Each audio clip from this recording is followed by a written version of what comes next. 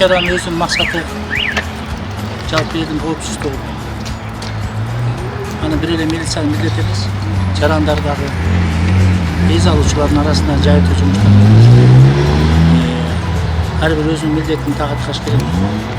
Бул меники эмес эмес, ушул жерде жана арендага бергендер, ушул жерде иштетип аткан адамдардын баардык жоопкерчилиги тактуу уюштуруу иштерди туура жүрүш керек. Эми жалпы баарыбыздын милдетибиз болуш керек. Сөйдө дегенде жаш этелик балдар көп тээп түшкөн. Алардын ата энеси бар. Алардын ата энеси менен сүйлөшүш керек. Уруулардын өзүнүн жоопкерчилигибиз өзү үчүн айтып турушкан милдет болуш керек.